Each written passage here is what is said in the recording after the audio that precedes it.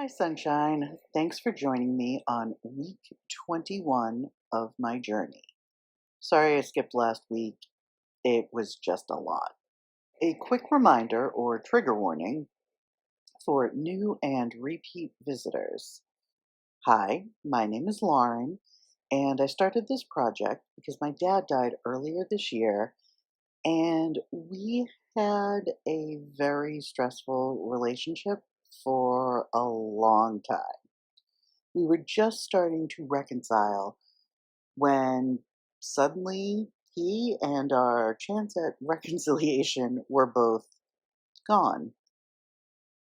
I am working through my emotions on the subject by talking to strangers on the internet, hey, and doing various self help projects to encourage me to really look at and deal with all the negative thoughts, anger, resentment, etc., that I've held on to for years. I tried to set this up so you can follow along if you'd like. Obviously, you probably have different specifics, but we all can work on improving our mental health. Some weeks are more personal, but I do believe the most personal is the most universal. So I hope you can take something away from this blog. Now, on to week 21.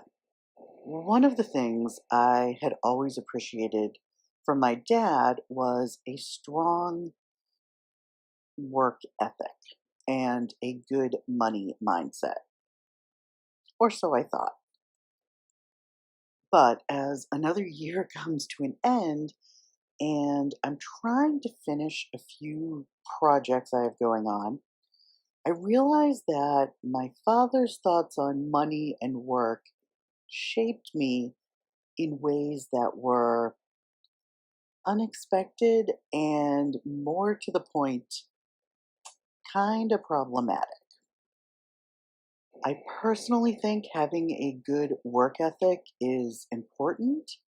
I've known a lot of people who think they deserve the most money, even when they don't have any experience and are showing up late. And frankly, that's a big no for me.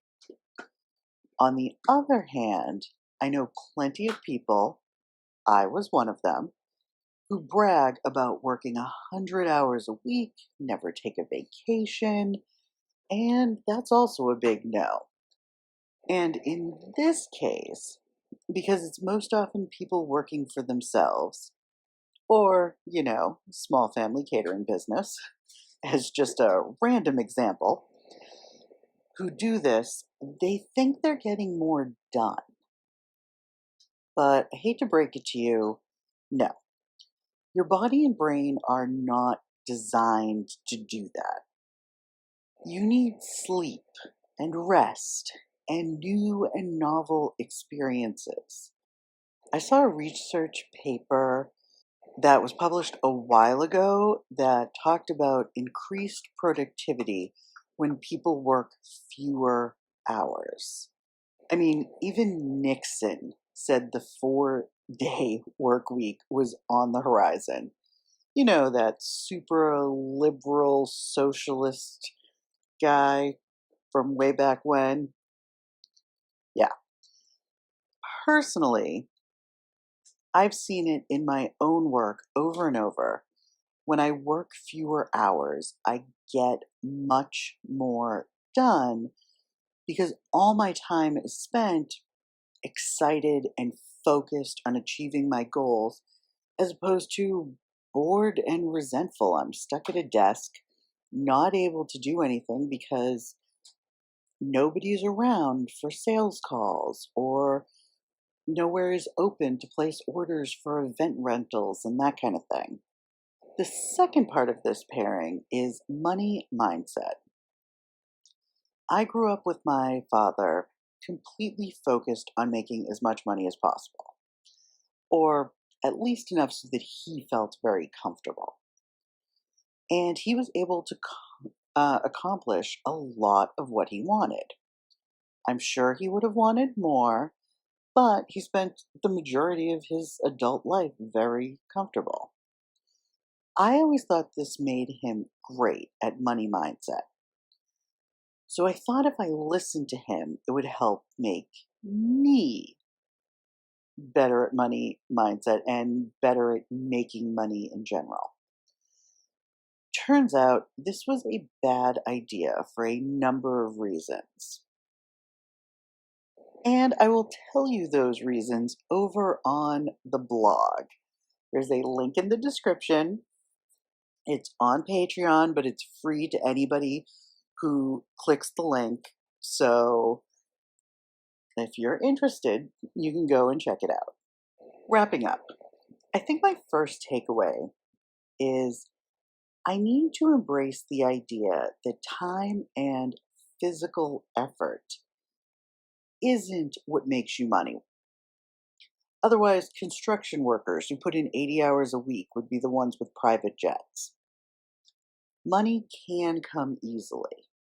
You can love what you're doing and still make money. It is allowed. Something I often forget. The second takeaway is, personally, more difficult for me to kind of get my head around. Having money or not doesn't make you more or less valuable, lovable, anything. It's weird to write because I feel like that should be obvious. And in case it's not for you, you are valuable and lovable no matter what's in your bank account. However, I feel like I'm not a whole person if I don't have a large income. These have been my thoughts as the year comes to a close. It's not been a great time in my brain right now.